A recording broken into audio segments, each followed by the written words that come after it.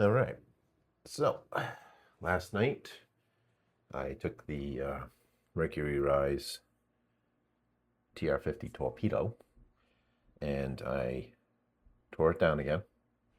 I reintroduced the Umarex TR50 bolt spring, which is a little beefier, a little longer. I put that back in there because I did have it did make some improvement with my off-gassing problem after I fired. I also removed the shorter and very sloppy, I felt very sloppy, the firing pin in the torpedo, and I replaced it with a spare part I had from Umarex TR50, a longer bolt pin. It was longer and it was slightly larger too, a little thicker.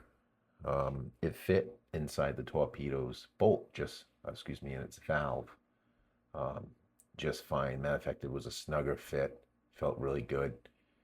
Whereas the one I removed, not only was it shorter, but it felt really sloppy, like it rocked. There was a lot of movement on it, and I think that could be leading into the problem with this gun all along. So I'm going to test it first on CO2. I've already punctured the 12 gram in the handle. The restrictor is still intact, the way this gun came. The only modifications are, again, is the bolt spring and the firing pin has been changed to a longer,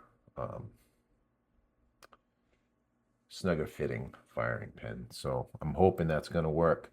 I'm going to first shoot it before I put any ammo in it. It's holding pressure, no leaks. So I don't believe there's any problems with the O-ring in here because it should be leaking if I had a bad O-ring. Visual inspection of the O-ring, it looked great anyways. So I'm going to do a dry fire just to make sure that before I even bother putting any ammunition in this. So we'll do one dry fire first and see how it behaves. And if everything sounds fine, then I will go ahead and put a magazine, a cylinder of steel ball bearings in here, 12.7 millimeter. And we'll see what we get for feet per second. And more importantly, we'll also see if we're getting the off-gassing, which on the CO2 in the handle, I was seeing that off-gassing basically right on the last shot once the CO2 pressure dropped enough. So first thing I'm going to do, I'm just going to hold this thing out there, dry fire it, make sure that everything's safe.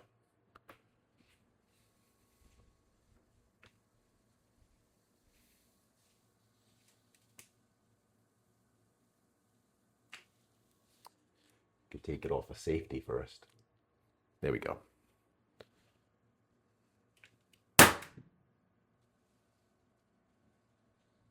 Okay. Of course, I got a lot of lube out, but that sounded pretty decent. I put a lot of silicone lubrication in there, but I mean, everything looks fine. The bolt retracted back just fine.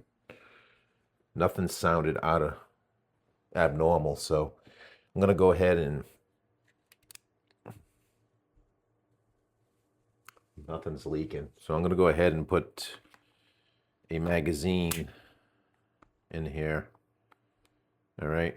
Now, when I'm rotating by hand, and I like to do this so I can feel the tension, that seal I was talking about as far as the barrel spring, which is important to have. I like to rotate it by hand and feel that. You should have a good snug seal here. Should be able to feel the resistance is, I guess, what I'm trying to say. All right. We are going to shoot 6 of these and see what we get. We'll get some feet per second as well.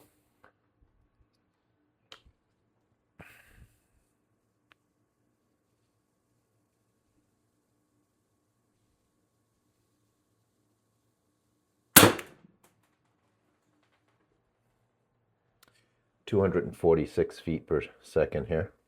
Sounds good. Shot 2.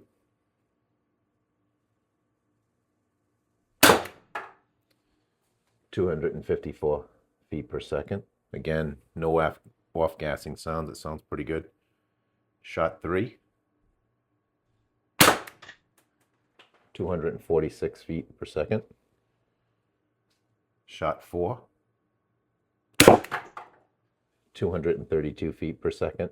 These numbers are approximately about what I was getting. So it doesn't look like I'm losing any power with the longer firing pin. So that's good.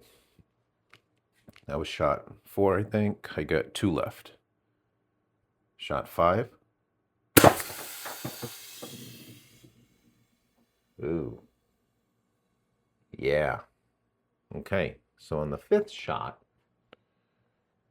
that's not the good. That was the off-gassing. So I don't think the longer firing pin, although it didn't seem to cause any problems, it did not fix it. Matter of fact, I don't know. Did it make it worse? I don't know. I wasn't getting that until the last shot before, but then again, I did dry fire, so that might have been my last shot. Let's see what else, if there's anything left in here. Probably not.